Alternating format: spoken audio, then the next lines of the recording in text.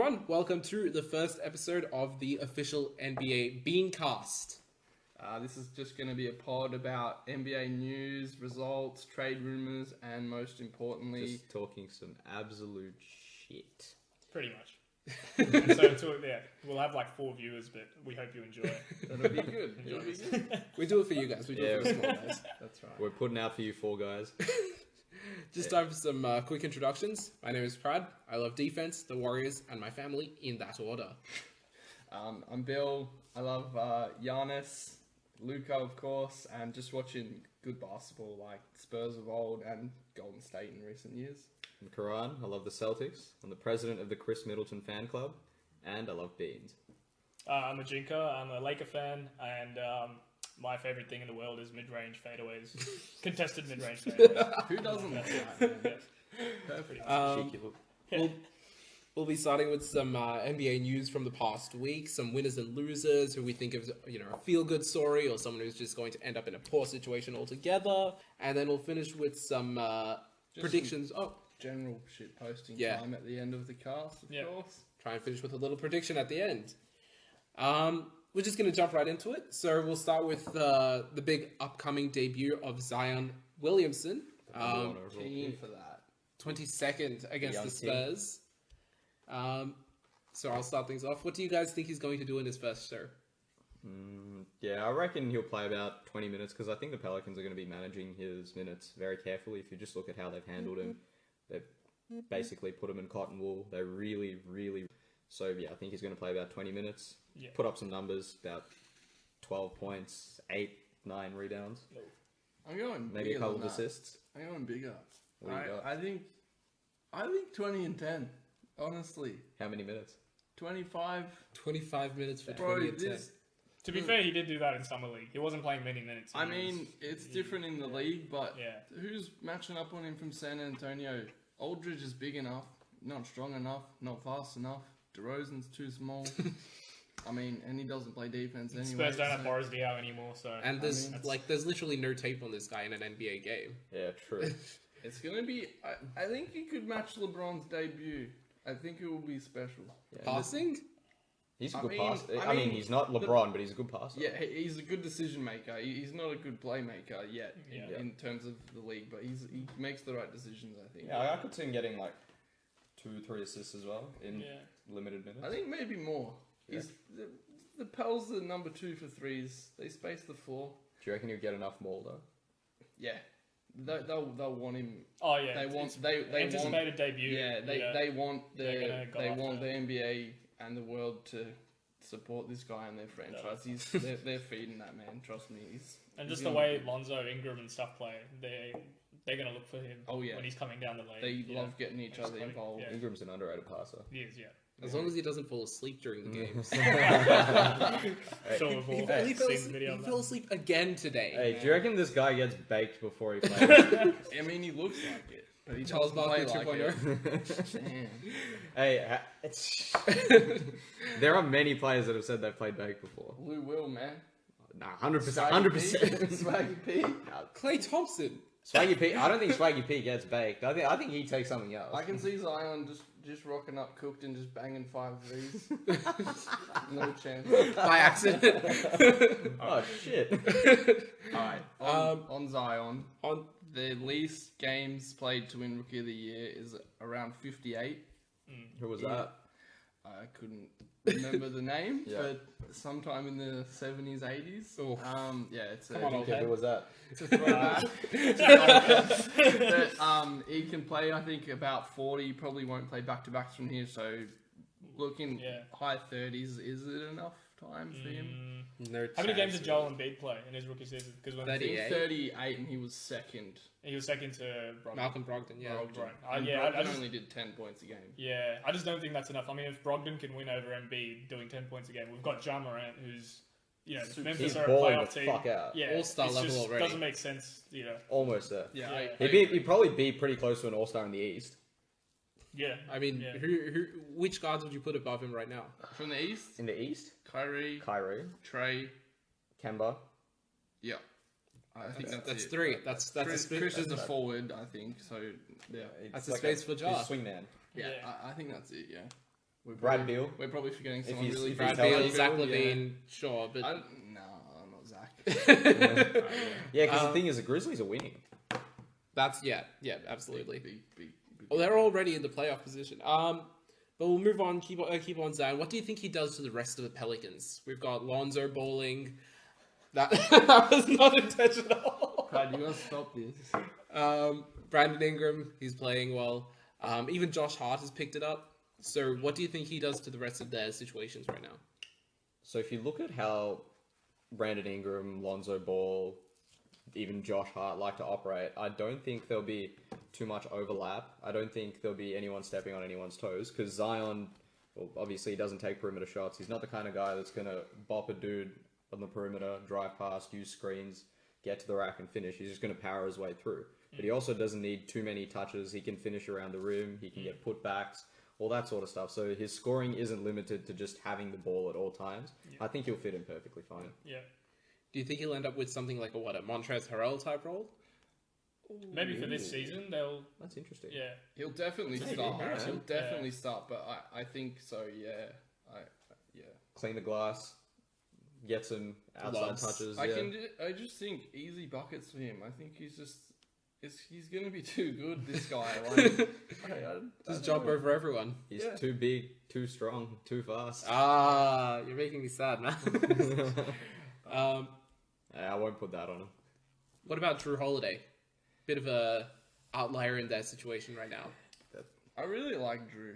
I do. I think he's been really underrated the last few years, but Lonzo's the perfect Drew mold. Like, he's going to be everything and more. Like, he probably won't be as good a scorer. I don't think he'll ever have to score 20 plus a game for the Pels to be really good, obviously, because they're going to have Zion and Brandon, and obviously these 75,000 picks they're getting from the Lakers coming up. Josh Hart, don't forget Josh Hart. But yeah, well, he's a good spot up. He'll be good. But I think that it. I mean, it's hard. Like, what are they going to trade him for, though? Like, you don't need a piece now. You need a piece in 3 or 4 years' time. And they're already getting pieces from the Lakers in a few years. What do you trade for him? I think we'll see. Maybe not at the deadline, but I think in the off season, depending on how the Pels go with their playoff push. I agree. I think Drew himself might ask to be moved, or I'm not sure what his contract situation I think is. a lot will depend on how good Zion is when he as comes well. back as well. I mean, I'm predicting huge from him. I think that they'll, even next year, they'll be wanting to trade Drew for a piece, and Brandon, Zion, and Lonzo can easily take them to, but that's the key, 5, isn't 6. it? Like, like people were saying, why is Zion even coming back? Why doesn't he just You have to, man. They can reduce make some the weight? playoffs. Yeah, make the playoffs, but more than that, Money they'll for be able to the figure out. franchise. Yeah, And also, like, you need to play. But yeah. I You mean, need to play. But that's true. But Ben Simmons, he didn't play. He was massive in his first season. Yeah, but then he played, and where did Philly go? To the playoffs. Exactly. But that's what we're saying. The Pels can do that this year. Can they? Well, Oh, yeah. even if they don't, the good thing for the Pels from the front office point of view is to see how they fit together, and then start to figure out if this young core goes forward, keeps developing and growing, what is it going to look like? And based on that, they'll be able More to time to decide on what Yeah. they need. Yeah, I agree. Whose spot do you think they're taking if they make the playoffs? Okay, so the Pels are the 12th seed right now. They're But currently, it's close. There's 3 games from 8 to like 12, right? they're currently sitting at 16 and 27, though. How many games back from 8th? About 4. 4.5. Yeah. I mean, I think the Pels are as good as the Grizzlies, the Spurs.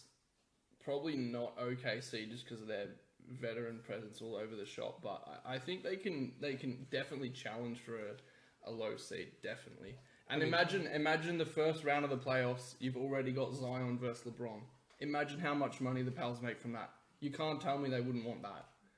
That's true, but I mean, going through the playoff seeding right now, you've got Lakers, Nuggets, Clippers, obviously. Utah's rolling, Rockets, those guys are locks. Even obviously the Dallas Mavericks are a lock. Oh, yeah. At most, you could say the Thunder and the Grizzlies, but the Thunder are one of the I think teams they'll make it. They'll make it. that are Thunder already are positive, yeah. Have a positive record.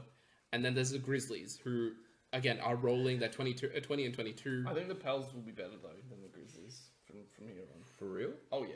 Damn. I think they're already better. They've won, like, 10 of their last 12. With Lonzo coming back, yeah. I think since Lonzo's come Yeah. back, That's been big for them. in the last. Well, they've had no playmaker. they're We 6 and drew 5 out last as well. 10. I mean, Ingram's good, but he can't run the offense like that. No, he's Well, not you there can. yet. No, he's not there yet. No, he's not yet. He's not there yet. Soon. Or not without Lonzo. I think he's a good secondary Oh, playmaker. he's perfect for and them.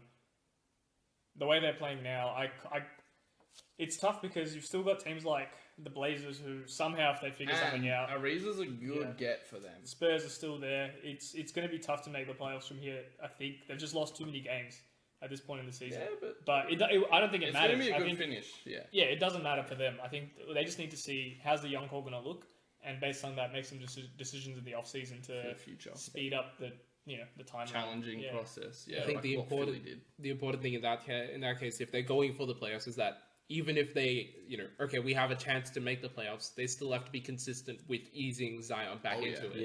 Yeah. For like the Wizards are doing the same thing with John Wall. It's not if we have a chance to make the playoffs, we're going to bring him back early. It's whatever his timeline is, that's staying as it is. The same thing has to happen with Zion. No, I agree. Because you don't want a situation where you've invested the number 1 pick into someone who's obviously you don't want Greg Oden again. Exactly right. I mean, you want.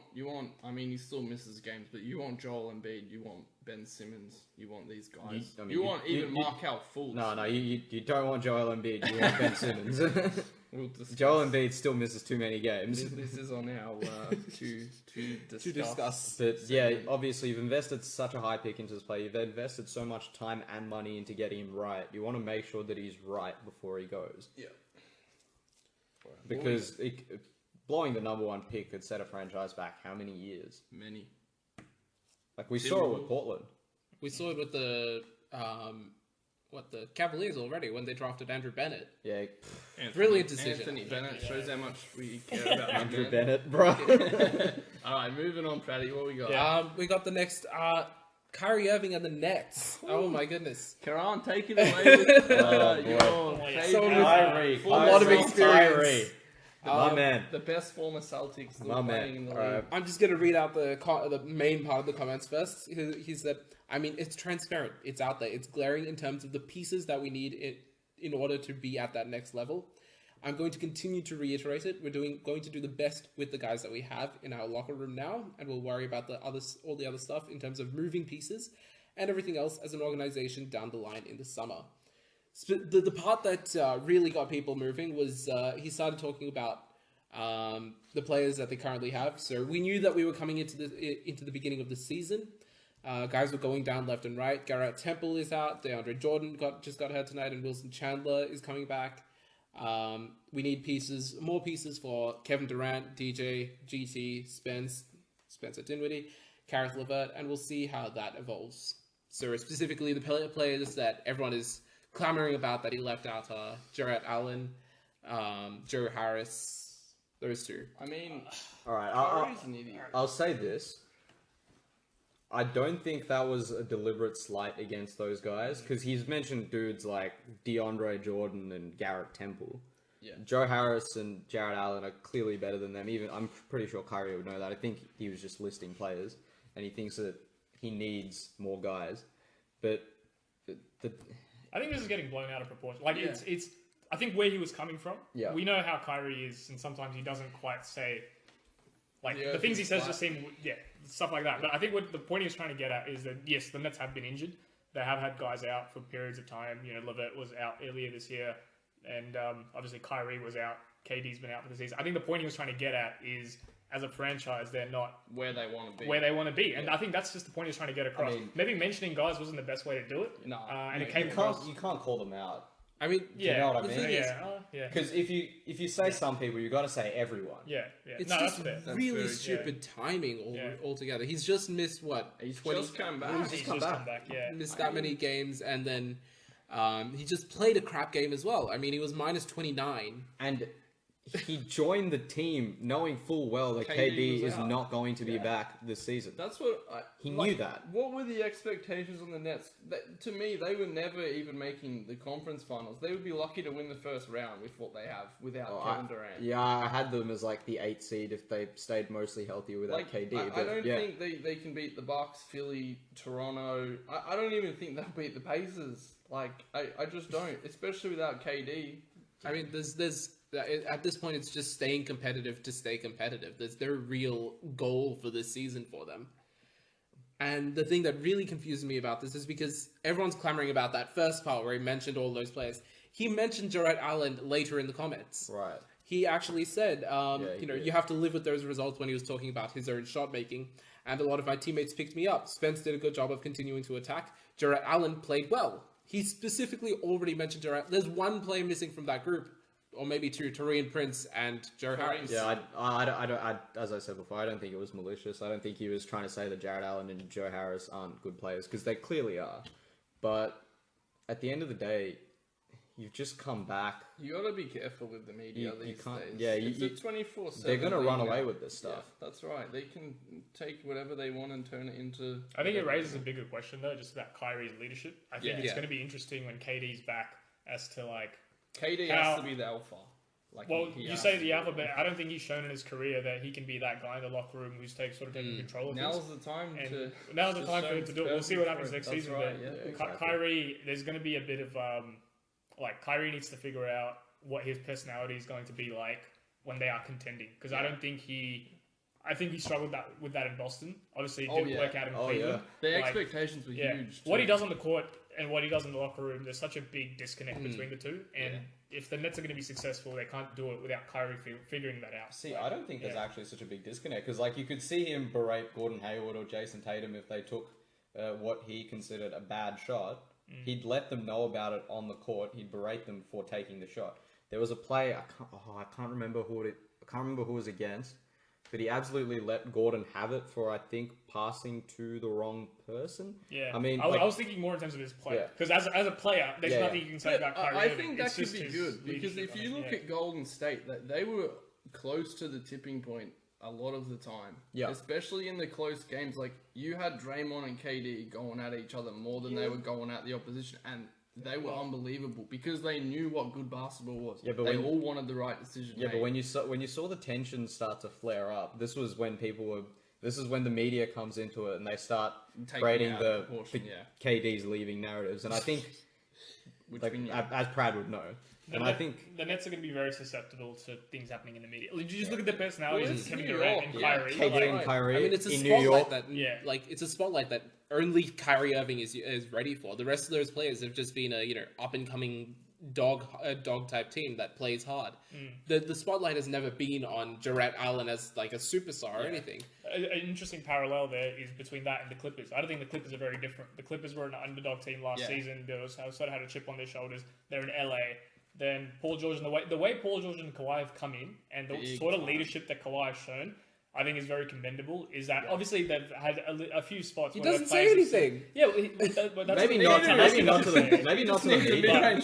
I think in the locker room, I just think he's such an even keel guy that you know what you're getting. He can keep the team level. On the flip side of that, Kyrie and Kevin Durant are very volatile. That's right. The way the team's identity has to change, and I think what you can take out of Kyrie's comments is maybe there will be a point in the off-season where they'll think about, all right, this is what the team's identity needs to be. We need to deal these guys. Yeah, we can't have. Well, I don't know. Maybe he'll say we can't have Spencer Dinwiddie. We can't have whatever. LeVert, I don't know how they're what they're looking to build, but maybe if there was something malicious, that's what he would be. But I don't think there was, to be honest. No, and I don't think Kyrie has that sort of organizational pull in Brooklyn either. Yeah. I don't think he'd be able to get players what he wants. I think KD would, but I don't. KD might, but Kyrie when you actually look at the type of or the players that can just get guys out of the team or get guys in the team at a whim, it's a very short list. LeBron in Cleveland is one player that people say did have that sort of power, but then realistically, who else? I think Steph. Especially the Warriors. I mean, people wanted to... Man, they got DeMarcus Cousins for nothing.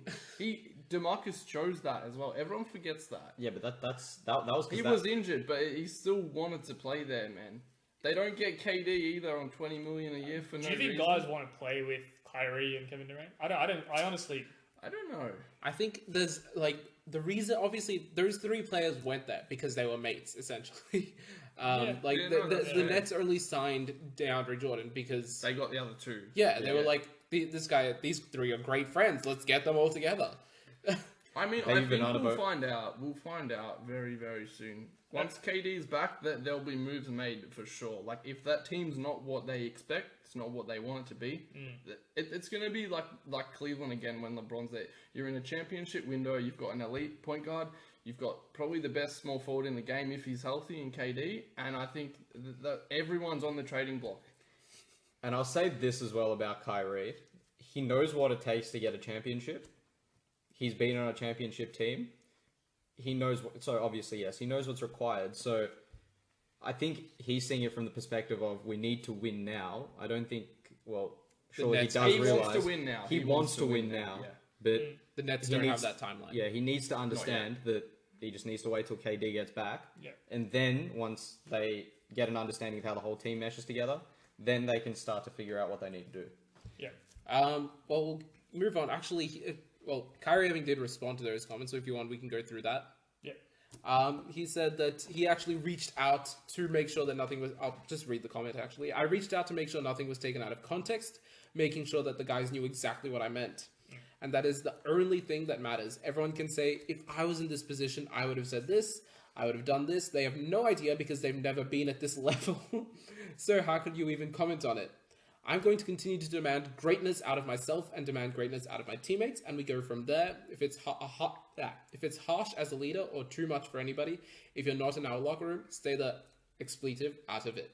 It's as simple as that. I agree. I think he just inadvertently says things that he doesn't mean to that flip, but he needs to. That's a thing, he's in Brooklyn now. You're gonna be getting in, you need to start thinking about, you need that LeBron, you need to think of every single word you're going to say when you're getting into it. But here's the thing, right? Like, I feel like when he reached out to the players, he made sure they knew exactly what he said.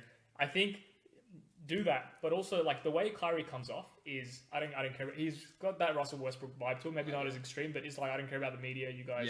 You know, he's done that. If that is the case, the way you handle it with the media should be very simple. Keep your responses very short. Yeah. You don't need to... There are times when players just don't need to answer certain questions. They can just choose not to, right? Spot on. And just handle things in the locker room the way you want to. But don't dig a hole for yourself by doing this. And Kyrie still hasn't learned to do this, which is just so surprising to me. And I think Russ at least owns it now. Like, he's at that point where it doesn't matter what they say to him. Yeah. He doesn't care anymore. And I think Kyrie would be fine to go down that path. Yeah, he should learn how to do it, honestly. And one thing I will say again with Kyrie, we do toast players for not being candid with the media, but at the end of the day, we don't want to create distractions in the locker room, right? Yeah. And as long as the team isn't being distracted, then it's all good. Oh, we're already going. Okay, that's good. Well, one bet. So, moving on, Pratty, what have we got? We've got Ben Simmons versus Joel Embiid. It's not really a competition between the two, but we've seen in the recent, few games, the Sixers are falling off a bit. They've won 4 of their last 10 games.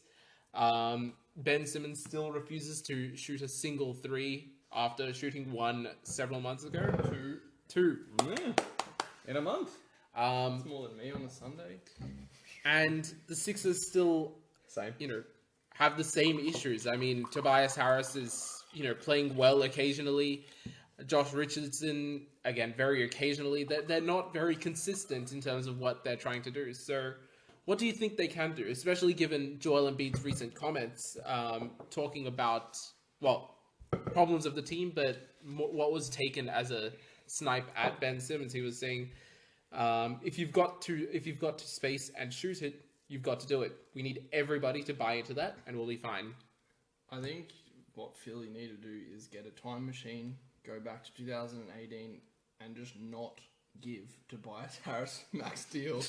I mean, you're paying this guy that you can get 16 points a game these days from role players, and you He's don't got have to TJ pay them 35 mil a year. I mean, I just think that the way they constructed this team, I understand they're in a rush. We want to contend for titles. Joel's in his prime, close enough. Ben Simmons is more than good enough to be a starting point guard in a championship team.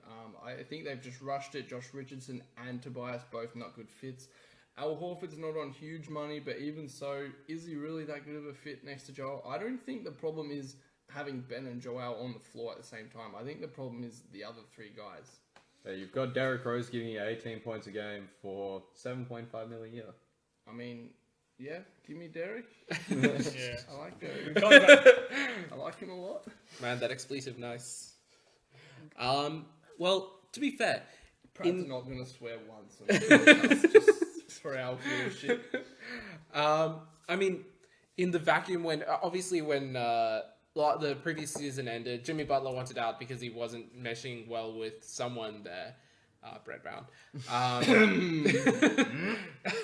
And you kind of have like obviously your superstars in Ben and Embiid, and you kind of don't want to let everyone go in like rapidly. You see Tobias Harris as a player who's in past years always put up good numbers. You can't say he's had a season where he's put up bad numbers. But he's also under that bracket, I think, of never really been on a good team and put up good numbers, though. the Clippers were a good team last They season. were a good team, yeah. The season before. The season when he was dropping like 28 games. They weren't. I mean, all right, not good, great team. Like I'm talking, top 5 or 6 seed. But I think the question goes back to like the way the Sixers play now, and you look at just Embiid and Simmons, right? Embiid's the one shooting threes from 3-point line, just so that Simmons can sit at the dunker spot, and if he's not handling the ball, it just doesn't make sense for your point guard to be doing that. I understand Ben is Not a good shooter. like That's fine. No, he's a unique point guard. I understand that, but I think if you're looking to optimize the way Embiid plays and you're looking to optimize the way Simmons plays, it becomes more difficult when both of them are on the Joel's court. giving Ben what he wants, but Ben's not giving Joel what Yeah, he that's a wants. great way to put it. I mean, think. that's a they great can way run to a put pick it. and pop Yeah. very easily with Joel Embiid because he can shoot it's as in Joel Embiid isn't at least confident enough to shoot the three. Yeah, he'll if he's open, he'll take 10 it. games. Yeah. And he'll make he actually heats up the big boy. He makes them. But see, the problem with not having a ball handler that can shoot, it makes the pick and roll very easy to defend, and it also makes the pick and pop very easy to defend. Yeah. And it's something that you can exploit in the playoffs, as teams have repeatedly done the past 2-3 years. I think the question for the Sixers becomes like, if this isn't working out, let's say we could get to the playoffs this season, somehow first round they're really struggling. They're playing some team like I don't know who'd be. Think Like, they'll get they're playing on Miami or something. Or Yeah, Boston. I could see Miami beating them very easily. If I'm being honest, I just think Miami are versatile. Jimmy Butler's he's Jimmy Butler. My he's only problem with that is if Joel's healthy, he's getting 40 a game on Bam with ease. I don't know. I think he is. Yeah. Can Joel drop 40 a game? Yeah. He 40 a game. Joel's really good. He's had some good Well, playoff games. I mean, yeah, but Joel is dropping 40 a game over a playoff series is pretty... I mean, It's Shaquille O'Neal. That's pretty rarefied air, man. alright, per game, probably not 40, but you know what I mean. He's gonna feast on Bam. That's the thing. On Do you everything. think they'll get deep into the playoffs? I don't think they'll get deep into the playoffs. I reckon think their that's ceiling's I about the think second round. unless they make moves. But that's the thing. They have these are the moves. This the team you're looking at now is the team that they put together to contend, right? And I also think Elton Brand hasn't gotten enough heat for what he's done to the team. I agree. I think he just brought in the big names and he's gone, I've done my job. I've got us Joel locked away. I've got us Ben locked away. We didn't get Jimmy Butler, but we got Tobias Harris. We got Josh Richardson. We got Al Horford. I've got 5 perennial stars. I've done my job. But he hasn't. Brett Brown, go. Yeah, it's like he's put a bunch of pieces together who are individually all good pieces, but they don't fit together. Yeah, that's right. And anyone could have told you this just looking at the team, without hindsight. All right, We said this. I remember a conversation we had, and I know shout out to Young Toma as well.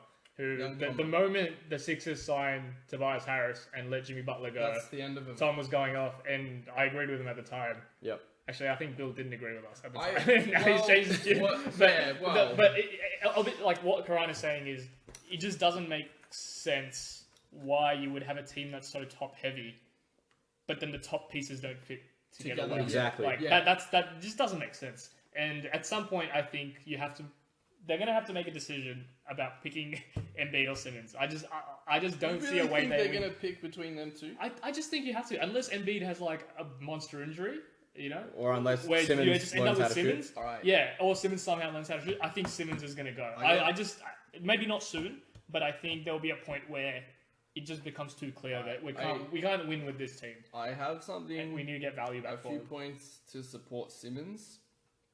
Philly are 25th in the league for 3-point attempts and 23rd for makes. Right? Do you know who leads the league in assists on 3-pointers made this season? Ben Simmons. Okay. So this Not guy. James Harden. No. We're what, 40 games through the season now? Yeah. Ben's got 160 assists to 3. That's 4 a game. Yeah. At least. He also creates 11.8 points per game in transition. More than Giannis. That's the most in the league. More than LeBron. More than Russ. Most in the league. So what this tells me is Ben on a team playing fast, they should be dominating. And they need more shooters. They don't need a pick. They don't have shooters. They don't. I mean, you've got Joel in the post. If you don't double team him against any center in the league, I mean, odds are he's going to score. Except Marc Gasol. Yeah, all right. Marc Gasol. Al Horford, they're on the same team now. So it doesn't matter. That's the only use of signing him. I just think like Simmons probably is the best playmaker in the league. I think in getting your teammates buckets. Pump the brakes. Spicy. That's a good take. Who's all right? Luka. He's the best playmaker in the league because he doesn't want to shoot. That's why. That's- So he's always going to. That's why. He makes plays. No, that's fair. But I mean, stats sometimes lie. But on a team that bad at 3-point shooting, and for him to still be leading the league in assist to 3-point makes. This is the thing. There is no question about his talent. I don't think that's the question. I think the question is the fit. I think it's just like you can't just have one guy doing well and you're not optimizing your other pieces. I think Exactly. that is where they're running into trouble. I think where what we're all quick to forget as well is Philly were literally 3 seconds from making and probably winning the finals last year. That was with Jimmy Mainly Butler thanks to and Jimmy JJ Butler. Redick. Yeah. No, yeah, but I mean, Shooters and they Jimmy were Butler. very. I think their biggest mistake, honestly, was getting rid of Shamet, Covington, and Saric. Well, I mean, they got Butler for Rocco and whatever else was in that deal. That was pretty big. But Shamet is budget. He's an Thompson. Shout out, Shannon. We love Landry. Shout out to Rahul. Shout out, And Landry even Shamet. Saric fit that team really well. Saric, yeah. He was he's taking a the ball- lesser he's a ball role handling and he big was who can doing shoot. really Yeah, well. he'd put the ball on the floor. He'd make the right decision. I Ball mean, he handling was big only who can a shoot, 10-5-2-3 kind of guy, but he did his job. He was a perfect role Exactly. player. for Whereas them. now you've got Josh Richardson, who comes from a team where he could willingly score 20 a game because he had the opportunity, and now you're the 4th best scoring option. Al Horford 5th, And Richardson Scoring is someone aside- that needs a ball. and he still wants to put up those. Yeah. You have to sacrifice. That's if you want to win a championship, you have to sacrifice. But That's I mean, fair. none of them have That's experienced the need for that yet. Exactly. I mean, Well, they need to now because they're slipping down to the 7th seed. Oh, boy.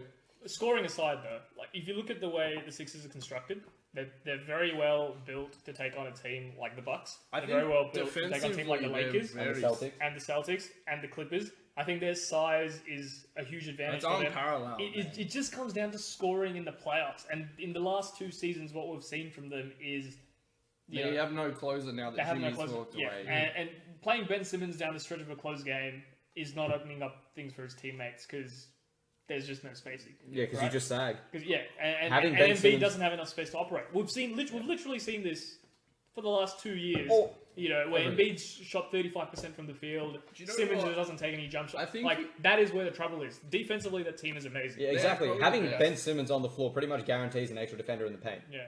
which kills Joel. Exactly. I mean, we saw, what was it, it was last year, right? LeBron was sagging about, 3 meters back from Ben. That was last season, wasn't it? Season before. It doesn't really matter. I mean, yeah. No. Anyone- Yeah, That's no, just last LeBron season, playing last season, defense. So last that's season, got nothing to do with defense. That's just that was previous LeBron James defense. the fact that a player can do that. In They today's didn't NBA, score on yeah. those possessions Yeah. either. Yeah. I agree. Yeah. I think that, They can win enough games to get into the playoffs. they'll They make need it. to raise their ceiling. That's the problem for the Sixers. I don't know how we do it. I don't know we would suggest that something has to be done. I think we can all agree on that. Like, I think the Trade for best Drew thing Holiday. for Philly... Bring him back. Ben Simmons for Drew Holiday. Who says no? Philly. probably the Pelicans. Why would you have 2 Lonzo balls on the same team? Have one that's 6'10 and one 6'7 or whatever. I think, honestly, the best thing that could happen to Ben Simmons this playoffs is what happened to Giannis. Just get completely All shut the down. pressure's on you. They realise you can't shoot. What's Giannis come out and do Figure this it out. year? This Yeah. has happened to him Far before, and though. long No, gone. It's already but happened. it's different. Nah, it's different, It's man. different It's because going to be Giannis different. is the guy, Yeah. and I don't know what Embiid's And injury Philly- situation So, is. you're, Philly so you're didn't- saying Ben Simmons is going to have to be the guy? No. Philly didn't lose because Ben wasn't shooting. They lost just because Kawhi happened. Like that. No, the year before against the Celtics, they lost that He was season in- because he wasn't shooting. Was it his first year or second year? I mean, it's still probably too early to bite on him for This that. is rookie of the year. Yeah, year. Sophomore of the rookie of the year. But I think if Ben in this year's playoffs, he'll It's a good probably point. No, he'll it's a good probably point. average a triple double. But he splits it. He'll be high field goal percentage. He won't take threes. His free throw percentage will be lucky to be near 70. And then the league's all going to say to him, "Oh, imagine if Ben Simmons could shoot. Imagine if he made his free throws." What happened to Giannis last year? And now look at him. His free throws have been whacked to start the year, but they're climbing up, and he's making threes. I think it'd be. That's- I think it's a Climbing good up, point. He, had, I he think, went 8 um, of 17, didn't he? Just I think age even of before the 16. But Yeah, okay, given yeah. he did lose he didn't lose the playoff series, but his inability to shoot did definitely have an impact on them contributed to losing, it, no Yeah, doubt. for sure. But it wasn't like, at least like I feel like Giannis owned the Bucks' loss. Like, Yeah. It wasn't his fault alone that they lost, but he knew if I was making like Yeah, but then Ben outside shouldn't. shots. Yeah, but then shouldn't Ben see that my Yes. shooting is a problem? I need to fix He this, should. and he still hasn't. Like he's Yes. We're We 41 all games agree. to the But season. they- How has he they- not seen that already? But Exactly. this is the thing, right? Like we keep If he saying, hasn't seen it by now, like I think you go. I'm just saying, like, if we keep saying it is the problem, and we all agree it is, right? But if he's on the court, and right now Embiid is out, and they've got Josh Richardson, they've got Tobias Harris facing the floor, they've got Furkan Korkmaz, who I don't think he's ever missed a three-pointer in his life. I've never like, seen him miss one. Like, he just doesn't need to take threes. King. I know they're losing I games. agree. I know they're agree. losing games. Yes. Like, That's the problem. there are with certain Ben. games, there's certain situations where as a point guard, it's sort of like, he has that point guard mentality where maybe he just doesn't need to shoot. Yeah. But He needs to see himself as a better player. Yeah. He needs to see himself as a player who, hang on, right now the team, like, my teammates aren't making shots, nothing's going to work. It's gotta be me. It's got to be me. I don't think he has that mentality But yet. I that's think all that part is of being the- a point guard, though. You need to know when to take Control over the the game. game. It's But- like what CP3 does. But Yeah. Ben's problem is he's too good. Like he's been able to do 16-8-8 now without. And, What and Bill's feeling- saying, like, yeah, when I you look at think the you stats get on the paper, point, it's yeah. like it's He's phenomenal. doing good without there's Yes. like this is a player you want on your team, right? Yeah. When you put him on the court and you watch him play, it's just there. It's a case of a few possessions. We're talking the last 5 minutes of the fourth quarter. Like when it's you a close watch game. him throughout the That game. is where the- yeah, that's he gets where, to the like- basket as easy Yeah. as Giannis, as LeBron. But as that's these what guys, they need, but, though. yeah. They fix those last 6 minutes of the Doesn't game. finish as well as those. They raise their team ceiling. does. You know, that's what they need to do. But yeah, I guess we can move on. I think This is- bottom, we get- bottom line, it's. Yeah, this is a I topic. just don't think you should get rid of either of them. I think that's what I'm going with. So do you remove someone else? Oh yeah, Who I'm do you not move? paying Tobias $100 Chris Middleton for. So then where does he go? for that, where where- does he go? With that contract, Luck who too. can you- Whoever's dumb enough to take the money, Washington probably. Shout out young Tom. All right, let's move on. Let's just move on. We This, can this, talk we've all discussed day. this There's ad just nauseum. discuss- We're I mean, gonna revisit this literally probably just- in 2 Yeah, weeks' time. just get a time machine and go back and don't pay the man. And Well, go forward I 12 love months, we'll probably Tobias, still be but talking about I'm the same sorry. thing. That's right. We probably will. Come on, Ben, make it 3. That's our news for the week. Unless you wanted to look at the All-Star picks, Yeah, didn't the third round just came in? it just came out. Yeah. Pretty Let's have a much. look. Let's see what we got. LeBron and Giannis. Well, I saw it was Alex Caruso fourth in guards in the West. And we wonder why like that No one takes the it seriously. big man, the commish, wonders why the fan voting should not continue. I think Derrick Rose actually managed to make it up, and Zach LaVine is getting up. That's my boy. I mean, my whole problem with the All-Star game now is that it's not that the two leading vote getters get to pick their teams. It's the fact that it's no longer conference based. Why do we need 12 from each? Give us the best 24 in the league. Exactly. Yeah, Because, I mean, imagine we're doing this 5 years ago. You've probably got the best 20 players in the West. Yep. Like, yeah. and I mean, like, if, for example, 2 years ago, like, we had Goran Dragic making it. I mean, he's a good player, but Zaza Pachulia back in the day. Oh, Jesus. no, but do you know what I mean? Like, we had guys like that making it, and then you have guys like Devin Booker missing out because, you're on a Western Conference team, Phoenix are shit. You've won 10 games all year, why should you make it? But that guy's just, like, he should make it. I think that's my issue with like, the trouble is for the NBA... Damian Lillard as well. They have to cater for...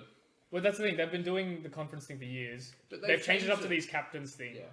Which, That's for the players, Which though. is interesting, but But like... the players like that, which is fair. They're like that, yeah. Well, I mean, it's for the interesting them. fans, but we have to... they're playing. It should be... Yeah. They I just think should when be you look at it like in a historical perspective, I think this happens to every sport. Is like when you start changing too many of these, like you can't like if there's a year when 24 Western Conference players get selected, it's sort of like, okay, where's the representation from the East? It used to be you represent the Eastern Conference, the win for the Eastern Conference. You want to win. Yeah. So At least 15. They're in that weird middle ground now where neither. What's going to happen with that sort it of just thing? doesn't make sense. Yeah. So Like Just, last year, like who cared? yeah, Sort of thing. yeah. we'll just go through what the Sure, current voting results Yeah. are. Yeah. Obviously, for the Eastern Conference front court, we've got Giannis, Siakam, Joel Embiid, Butler, Jason Tatum, Taco Fall, This is what we're talking about. That's Bam Adebayo, Gordon Hayward, DeMarcus Sabonis, and Andre Drummond. So, damn sad. The like, honestly, getting some love. like Chris Middleton, he's so good. We joke. Yeah, but, like, he's no, so we good. don't joke. The dude's a beast. I don't know how he's not in the votes for the Like, front court. That's nonsense. Like, I'm not. wouldn't he be shooting guard? I'm not Wouldn't he comparing be the the two. guards? No, No, he does both, Okay. Yeah. and he's not in the guards He's either. one of Not in the those- guards either. Yeah.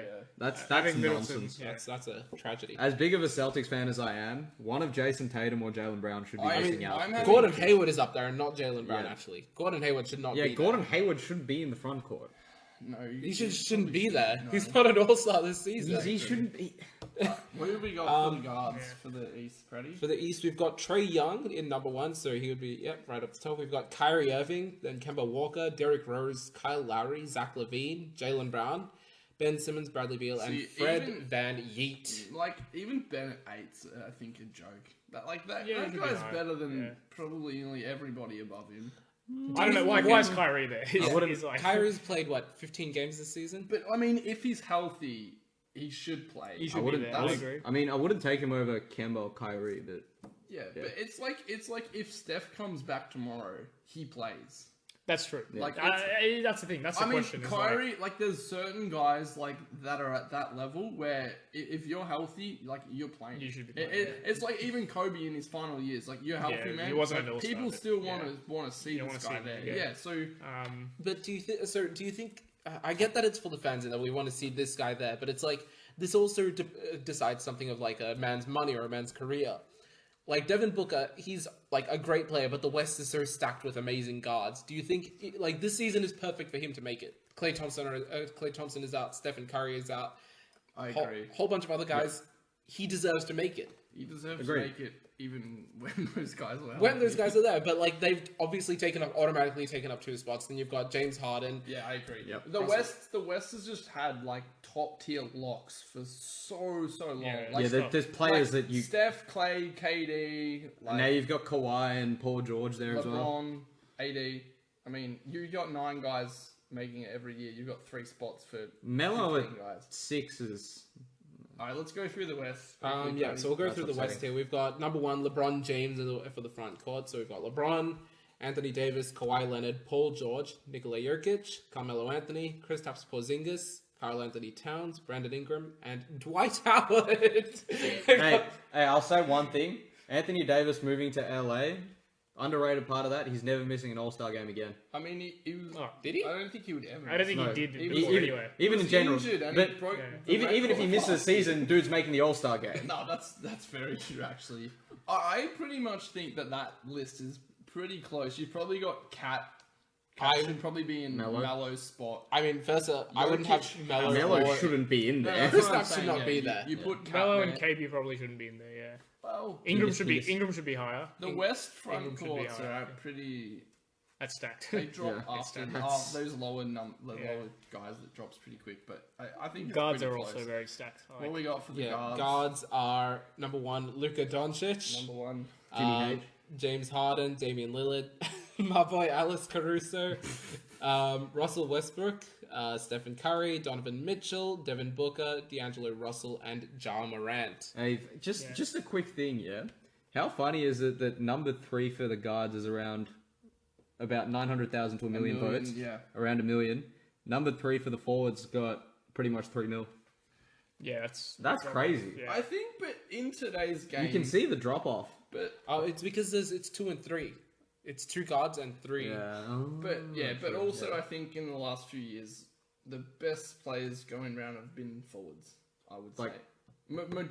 Ball handling forwards. Like yeah. there's been LeBron, like yes. there's been Steph, Russ, Harden, but there's been like Yeah. KD, Kawhi, LeBron, Paul Harden. George, Jokic, Like Kat, that are so on. actually contending. That's the thing. Yeah, the big Like, dogs. I mean, James Harden obviously contending, but then Russell Westbrook has, for the past few years, OKC is just like, they get there, they lose. That's about it.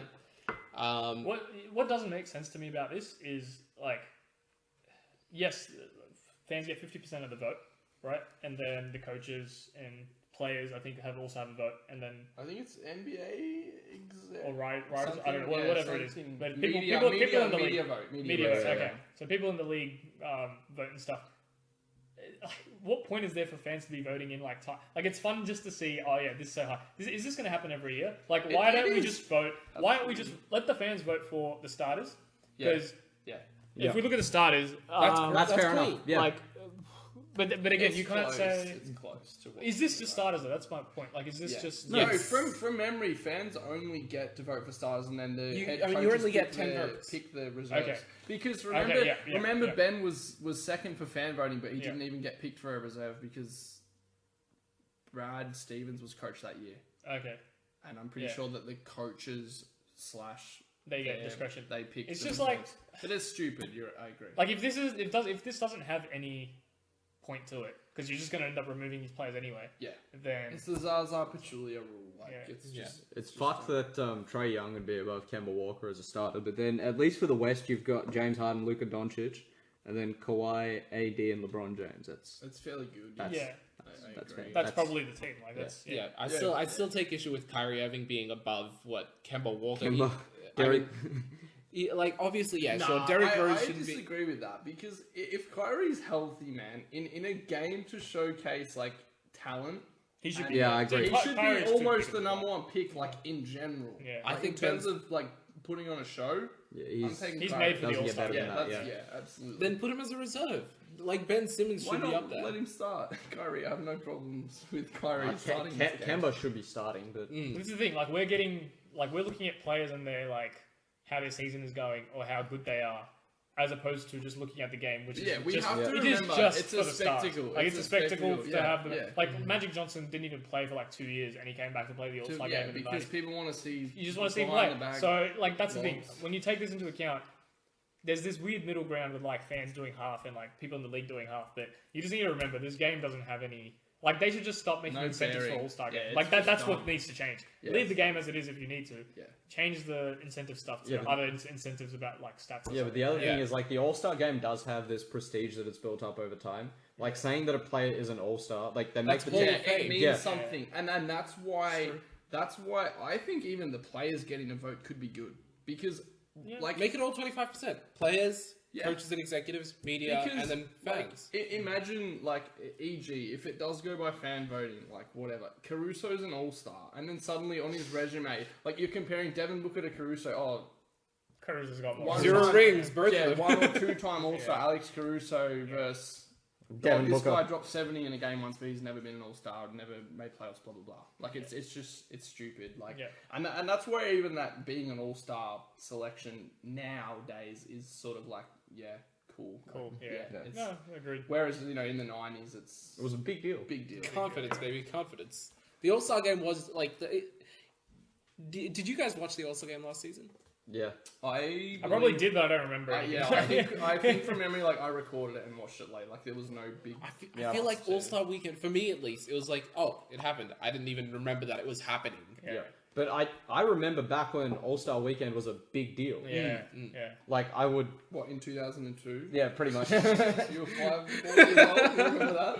Yeah, back when Jinko was like... Yeah. In his prime. I enjoyed watching Kobe fade away on MJ on the but 12-inch TV. Even in the early 2010s, like, the All-Star game meant something. Yeah, there was one where Kobe and Shaq both won Finals MVP. That was a pretty good game. That was big time. And that's I remember like going back a few years when you're reeling off like, you know, Kobe versus LeBron still a debate. Yeah.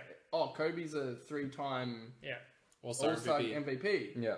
Like it means something. Whereas now, like who gives a shit? Like Giannis would have dropped like 50 and 15. Like AD broke the scoring record. That's the thing. I was just gonna say, and he was just getting open lobs and shit. Like no one. The year they played at New Orleans, they basically all the players just decided, AD's gonna win. And the commentator, I remember, I think it was Reggie Miller and. I couldn't tell you who was on with him, but they were mad that he I think broke there the have to record. be incentives associated with the All-Star game that affect things in the season.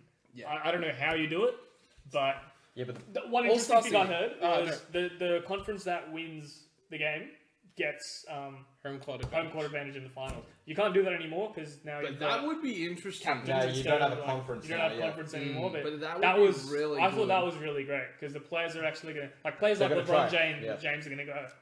I'm going to be in the finals. I need home court. That's right. And then you get the last 6 minutes is. You'll see Giannis and LeBron going It's at the each most enjoyable to watch. Like you can skip the whole game, watch the last 5 minutes. They make it close and then they battle. Yeah. But like imagine that. Like they probably don't do that for the first half, but a lot longer than the last 5 or 6 minutes. You're going to see at least like something that resembles normal NBA basketball. I think that's a good time to get onto the next segment. Yeah. We'll start talking about the winners and losers from the past week. Yep. Yeah. So basically, what this is, just to explain, is like everyone 1 or 2 a week. Yeah, we just pick someone, highlight a player or a team that we think is a winner or a loser, and I don't know if everyone's got one or just a few things. We'll see what we have. So if it jumps out, sort of. Freddy, you've got. So my winner for the week is Damian Lee. One of the many young guys on the Golden State Warriors. He's not exactly young anymore. He's actually 27 years old. Oh, wow. Damn. He's young like Jesse Lingard. I'm not surprised Paddy's nitpicked a Dubs guy here. they're not like 9 and 30. But love him more than my family. But they got a winner. Got to win something this season. Woo. He in college itself, he was getting many accolades. He got some play. There's so many, of those college National Player of the Year, all of those things. But then he's, torn his ACL during that period. He's fractured his hand. He's got so many injuries during that period. He finally declares for the draft and goes undrafted. Then gets picked up by the Atlanta Hawks, goes around to a couple of other teams, and finally lands in Golden State about 2.5 years ago. During that period, he was garbage time player and wasn't very good. He had low confidence. He had the moves. He made some shots here and there, but he wasn't very good. And then this year, he stepped into the perfect opportunity with everyone on the Warriors being dead. Literally. G League in the league. Yeah, basically. Pretty brutal. Hey, teams have lost to us. This is also very true. Apparently 9. That's the number at the moment. And I mean, finally, at 2.5 years into finally being into the league, he's finally gotten his first multi-year contract, which spans about $4.5 million over the next 3 years or so. Yeah, that's good. I mean, it's just a feel-good story. Like the man's finally made a name for himself in the league, and it's one of the few victories for the Warriors this season. Yeah, well, I think it's perfect because great story. The one thing we've seen from the Warriors this season is maybe when Steph was healthy, a lot of things people said was that obviously you have Steph, Draymond, and Clay when he comes back, and D'Angelo. What else can they? What else? Find Like they don't have, and this is the sort of instance where this is a perfect year for this is great. This is a great development opportunity. Not the league, but the fans. They're gonna hate the Warriors again. But they're gonna be really good to watch again. like they've found so many guys this year that they otherwise wouldn't have found. Like they look at the guys they've moved in the past few years because I'm sorry, like Quinn Cook, you're really good for this team, but we have no room for you. We can't pay you. We have no room for you. I'm sorry. So many guys will hopefully come off the books in the next few years as well. And that's also, what I mean. Like Damian Lee, Pascal. Also, another underrated part of the season, we finally answered the question: how would Draymond Green be if he was no, hold on. I have something to say about this. I know it's just winners and losers, but I want to say I think Draymond on defense has still been really good. So hold on. It's just who's he passing the ball to on offense? That's the thing. I mean, we're talking about Damian Lee, but is he giving you 20 a game? Hey, bro, he's got D'Angelo Russell. Okay. He's giving you 12 a game. So that's the thing. So people have said, if Draymond wasn't surrounded by superstars, sure, he wouldn't be as good. But no one was saying, how would Draymond Green do if he was surrounded by G League players? I think we have to, he's probably also not playing as hard as he should. He doesn't want to get I heard Charles Barkley say the guy's averaging a triple single. But last year, he averaged 8, 7, and 7 last year. This year, he's averaging 8, 5, and 5. I mean, it's a dip, but it's not we know what Draymond is. Yeah. And a team like, for example, the Portland Trailblazers would kill for a player like Draymond to be on their team. Draymond fits like a glove on a super team or a team with talent. Not so much on... I think on a team where he doesn't have to score like 10 points. He would do well with what? Even the Dallas Mavericks. Oh yeah. Let's not forget, this guy dropped 32, 15, and 7 in Game 7 and let's just let's not disrespect him to the point where this guy knows how to win big time games. Like what Prad said, and Jinx, like it is basically D'Lo, Draymond, and guys who would not play literally. Even the Chicago Bulls, they're not playing these guys. We started obviously they've gotten better as the season's gone on, but we have been giving meaningful minutes to Willie Cauley-Stein, Marquise Chris, and Omari Spellman. Whereas if you've got like Steph, Clay, Dre, even Looney healthy, like filtering those guys in is no problem. That's a key for the Warriors. But when you've got 3 of those guys on the court at the same time with Draymond Green, what's he meant to do?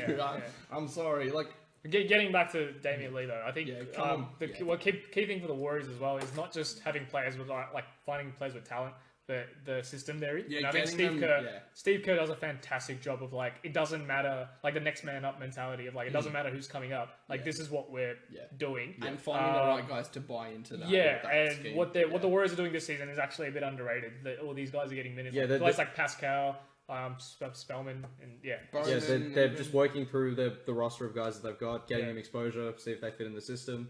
And then we could literally say, all right, you're good, you're not. And just plug people in. You can even see it. They're obviously not the team they were, but I think it was against Denver the other day. We lost by 3. They scored 120 on Denver. Denver, I think they're the best defensive team by rating at least so far. For Golden State with their G League guys. And D'Lo to score 120. I thought it was pretty good. Do you want to go through your winner for the week? Or to no surprise, we've already heavily discussed it, but just quickly, the New Orleans Pelicans. Just going into a bit more into why they're playing so good. They're 9-3 in their last 12. They lost to the Clippers today by a possession, so effectively 9-4 in their last 13. In that span, they're 6th for points, 115 a game, 5th for 3-point percentage, and 2nd for makes. And I think this is just a perfect reflection of Lonzo. Since he's been back, this guy doesn't need the ball to dominate the game. They play fast, they play in transition, and there's honestly, we've seen there's not many teams that can keep up with them. The minute Lonzo gets on the floor, the game speeds up. You watch the ball, whoever rebounds the ball, you get that to Lonzo, it's over. You got Brandon Ingram, he's gonna bang a 3 from the corner, he's open fast. Lonzo makes the right decision, and he makes it fast. One thing with Lonzo, he did this in college as well. He wouldn't. If he had the ball, he wouldn't just dribble up the floor if he saw he had an open outlet pass further up. He'll take it. He'll just make the pass. But there are a lot of point guards that just dribble up the floor. I'll say this as a former Laker. A lot of the frustrations Lonzo being a former Laker. Finally a Maverick fan. A lot of the frustrations coming from Lonzo were main thing were his injuries. I think when there's no question that when he's healthy, when he's on the floor, and he has the ball in his hands, he's not playing next to LeBron James. There's just no question that this guy can control a team, and especially a team that's about to have so much talent. I think that was the big thing in LA was like LeBron's never had to play with developing guys. Like he's playing with I know what I've got in J.R. Smith, in Kyrie Irving, in Dwayne Wade, Jay Crowder guys. They might not be super guys, but he knows what he's got. Whereas Lonzo, Ingram, like all the young, like what do I have? What can you give me? Like obviously he wants to win now, and they obviously weren't good enough for that, but but that's the thing. Like Lonzo's never going to be the guy who you rely on to get you 20 points. I know we mentioned this earlier. But he doesn't need to be now. And he doesn't need to be. I think Jason Kidd is like the perfect sort of comparison to him. If you look at the way Kidd could score the ball. They don't really play alike though. More Nash, maybe? No, but I think Nash shot the ball. Selfless. I'm happy for you. I'm happy. I'll score 10 points. I'm happy for Brandon to score 40. If I score 5, we win the game. That's great.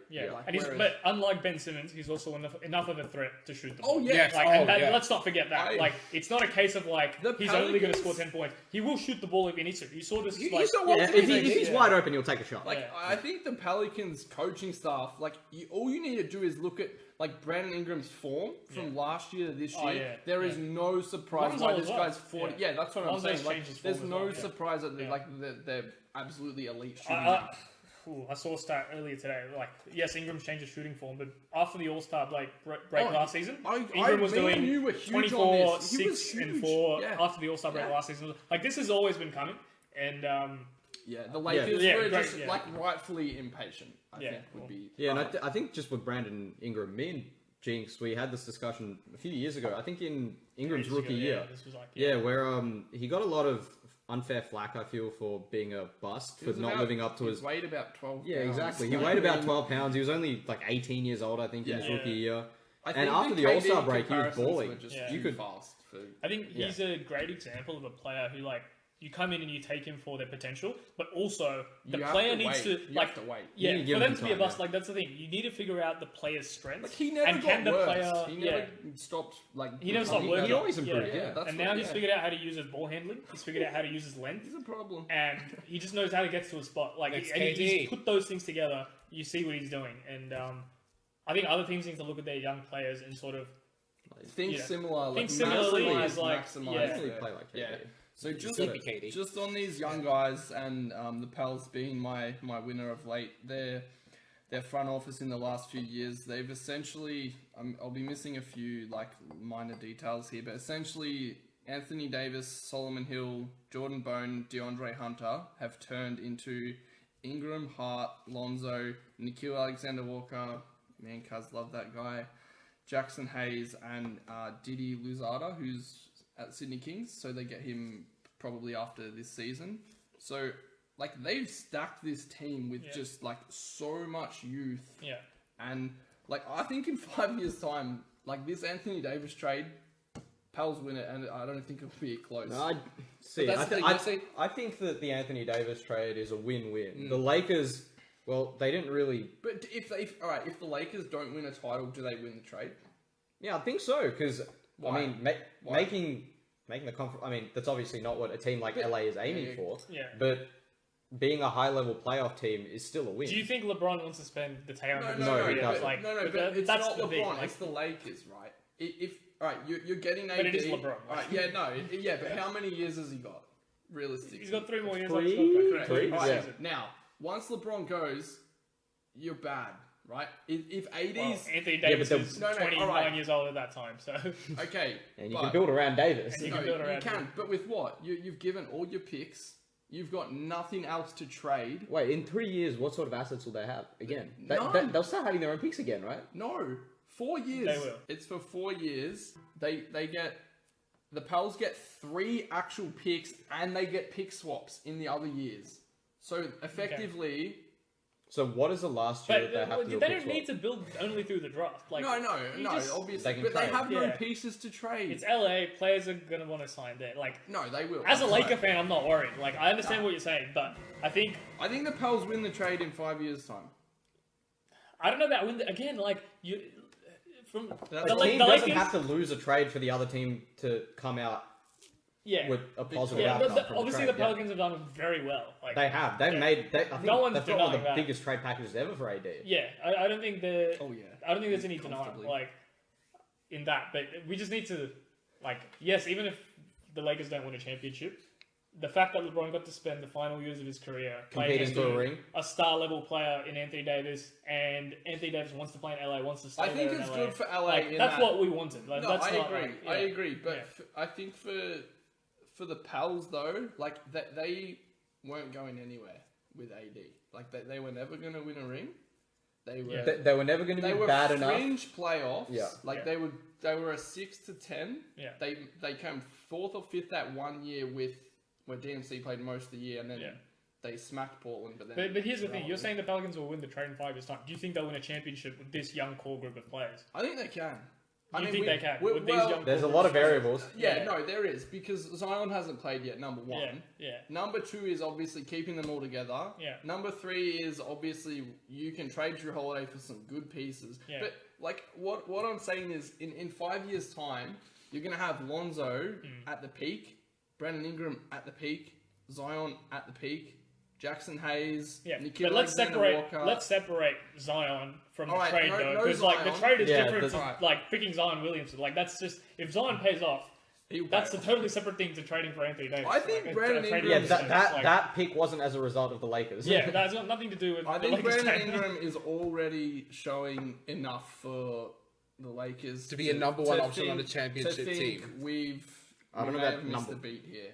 I think like it's easy to say now, but they should have traded Kuzma. See, So, I also don't The think. Pelicans wouldn't have Yeah, but the accepted that, Pelicans like- wouldn't have taken yeah. that, and I Throw- don't They think wanted that. Ingram. Like, throwing that's- another And I don't think first-round Ingram pick. fits that well next to LeBron either. Personally, Yeah, he does. I've got- He didn't. This yeah. is an interesting, just on this, whether they win the trade, lose the trade sort of thing. LeBron since 2010, the big thing has always been who's the third option, how well has the third option performed, Yeah. right? You've had in Miami Chris Bosh, you've gone back to Cleveland, Kevin Love, now at the Lakers, who's the third option. Starting from 2010 when Bosch moved, obviously like these guys are gonna move to a LeBron team, especially having a second superstar there. Like firstly Wade, then Kyrie, then now Anthony Davis. The third piece is obviously gonna have a smaller role, but just a quick oversight into what happens. This is nearly identical for all situations with LeBron in the last 10 years. You've got Bosch, who was averaging 24 and 11 for the Raptors, and this is on 29% usage. Then he moves to Miami with Wade and LeBron. His field goals decrease from 17 per game to 13, and only 7 rebounds down from 11. His usage decreases from 29 to 23. So, effectively, you go from being an obvious number one guy to a number 3 guy. The exact same thing happens with Kevin Love. Yeah. He goes from 24 and 10 on 29% usage, down to 16, 17, maybe 8 rebounds on 23% usage. Yeah. Kuzma's usage this like last stretch with LeBron has been almost identical to those guys. But the problem is he's not outputting near enough. Well, we know that. Like that's not even the question. we Like, know that Kuzma wasn't. But there's no way the Pelicans would have taken Kuzma. Like No, that's just But that's right. like that's the point we're trying. Historically, for like LeBron's teams to do like I'm talking obviously make the finals. You need a guy. You need a third You option. need Like that's the third we know, option that's, to be 20 a game. We on can have a separate that usage, podcast on but- how to shit on LeBron, but that's No, Yeah, no, but I'm saying- that's not shitting on LeBron though. That's not his fault. No, this is what I'm saying. The Lakers, like clearly, if That's I can, an FO thing. If I can find these, if I can find That's these a built-in numbers, how can the Lakers not see we need a legitimate third option guy? Because they need we're 33 and 8. In See, it's the a Western catch. Conference. Like, It's a catch-22, right? we're So not you've got your panicking. Like it's not like No, but they know, like they're 33 and 8, but like they're still clearly concerned we don't have enough. yeah. But Well, I mean, okay. no team is playing to their full potential. Like that's, Okay, but see, the thing is, right? the- It's a catch-22. So if you keep Brandon Ingram and you don't trade for AD, well, you've got your third option, but you don't have AD. you have no second option. You What's don't have AD. why are we talking about this? This is just like No, what are you talking Brandon about? Ingram, but you don't have the They're second going to option. get So. Yeah. And there's things that they need. They're about to get them as well. I mean, Darren Collison is coming out of retirement just to join the Lakers. There was I don't know someone if else that's happening, but I had recently who Do was. we want Darren Collison? I mean, I don't know about me, but Jiggy, do you want Darren Collinson? If he wants to He's a come back good and play shooter. short, He's why a not? good playmaker. He's a good ball handler. It's like a glove for the bench. I think every contending team could use more good shooting. Like it won't. Let's not. The Lakers is a rabbit hole. Yeah, like this is a topic for. I think they'll really. podcast. I think they'll really regret letting Brandon Ingram go. Okay, that's Bill's contention. We'll get back to this in That was my in winner. July. When- Let's get back to this in July. We'll Once see what Kobe happens. gets back from Kobe, we'll have a talk about that. That was won 4 straight playoff series. What else? What other? I mean, that's it for winners. Shall we move on to losers? Did anyone have a loser? Sure. Didn't you? Yeah. I had Andrew Wiggins and Karl Anthony Towns, the Minnesota Timberwolves all together. They were going to be my loser this week too. Hey, my loser for this week was Jaylen Brown because he took a under market value extension before the season started. But That's just facts. he's underpaid. Yeah, but essentially, so starting the season, Wiggins Island was one of the biggest things around. You know, everyone was trying to buy real estate there. There was a Subway shop there, apparently. It was great, and everyone was moving there, and now it's very isolated. There's nothing there. It was a false investment. You're killing me, dog. Okay. I know it's a short period, but it's going further back into the season. They had I think it was 11 or 12 game losing streak in the middle there. Over the past 4, 12, I think. Yeah. they had something like that. obviously Karl Anthony Towns was out for the last few, but in that time you're supposed to have your second star step up, which is supposed to be Andrew Wiggins. In that period, he's dropped 11, 10, and 10. Yikes. He had a 22-point game in there, and they lost that as well. We're not surprised though with Andrew Wiggins anymore, are we? Look, obviously this season has been. They started off as one of the hottest teams, and it's completely fallen off. And the Wolves have invested a lot in Wiggins, but it's clear that he's not the player that the Wolves need to pair with Karl Anthony Towns. The Wolves are, like I said, everyone in the West is close to making the playoffs. They're 4.5 games back of the 8th seed. They're not making it now, I think. But that's the thing. There's no teams that they can beat out for that. Even the New Orleans Pelicans have been playing well without Zion Williamson, and they're about to get him back. And without Drew Holiday. Exactly. I just don't think any team is going to take a player like Wiggins in a trade. And if the Wolves have to change something. The Wolves. He costs way too much. Yeah, but Towns is going to be moved. I think Towns at the start of the year, in the first 20 games, everyone was like, holy shit. Like Wiggins? Like, remember, he had that stretch where he was doing like 25, 35, 30, and 40. Like, yeah. he was like... And he was actually playing pretty decent defense too. Yeah, and now it's like, cat's out. You've been exposed. Like, you're suddenly... Do something. No good again. But also, like, let's just be, like, the Wolves have not had anything to play for. Like, that, No. like there's always the early season optimism and you come out firing, and like we see that every single season. As soon as you don't know, you know you're not playing for anything. I think this happens to a few teams. And, like, Wiggins still has enough talent to sort of go, if he puts it together all of a sudden... He's insanely good. Jimmy Like, Butler was huge on, like, Wiggins being... That guy. Elite, Yeah, like, yeah. elite. Well, that's the freak. thing. Yeah. Yeah, and For Jimmy Butler to say that, I mean... Yeah, but the problem was Jimmy Butler also had a huge issue with Andrew Wiggins' motor and desire to Not play the trying. game. on the flip side of that. And And I mean, that's the thing. If you have a player like that who's supposed to be your second star after Karl Anthony Towns, that's not going to work. I mean, what reason is there for him to not have a motor in that case? Yeah. He's got the opportunity. They need him. yeah. What's the issue? Yeah. He needs to just step it up. It's a clear loser. Like, it's just the Wolves in general. I think I don't know how they fix I think the whatever they big have. thing Like, coming up is Cat playing together with Booker. I've been saying this for 3 years. I mean, I'm not even joking. Like, he's just gonna They're walk. best mates. He's gonna Yeah. but Yeah. why the hell would Devin Booker want to go and play for Minnesota? Like, what are they? Their front Yeah, office it's just cold shows there you- too. I mean, at least in Phoenix the weather's decent. God damn. At least you have DeAndre Ayton in Phoenix. What? They have And everything. Oubre. They have Ricky Rubio there as well. That's a perfect combination for him. They have Ricky Rubio. They have. I don't know if he's going to be Oubre. there until then. They have Oubre. They have a genuine talent, and the Phoenix Suns are still a threat to make the playoffs. They're a genuine possibility. And see, maybe like, not this season, but at some point it's going to happen. Like, They're a lot closer than the Wolves. the thing with Wiggins, right? no, I'm talking about the trade. Like, if there's a trade that The thing with happens, Wiggins, right? The biggest knock on him coming from college to the NBA was that he didn't have enough of a motor. People didn't know how much he cared about the game. Now, this is a common refrain used against some guys that have interests outside basketball. Like with Jaylen Brown, a big reason why he was projected to go, say, I think 8th or 9th in that draft was that they didn't know how much he cared about basketball. Wasn't that also because they thought he was too smart? Yeah, exactly. They thought he didn't care about the game enough because they thought he was too smart, which is... I mean, I guess it is a bit of a concern because you could think that he's not going to channel all his energy into basketball, but then, like, dude, this is stupid. But with Wiggins, that's a genuine concern. Yeah. And it's not because, he's got some other priority, it seems. It's just not... Doesn't care enough. It just doesn't seem like basketball is what he cares about the most. Yeah, he's talented enough to be the guy. Yeah, and he just hasn't been. He's just content with what he has. Yeah, but at the end of the day... He's making however much a year he does. And he's still still dropping, 23 points per game. It's not like he's... putting up bad numbers, but it's not what he needs. Yeah. It's not what the team needs. Yeah, but at the end of the day, though, how much can you really shit on this dude? Because how many people would just go into work every day and mail it in for a paycheck? His paycheck just happens to be millions of dollars. I mean, there's 325, more than that, nearly 400 players in the NBA who would rather do what he's doing. I think we're touching on the wider NBA problem here, is that, there's 30 teams in the league.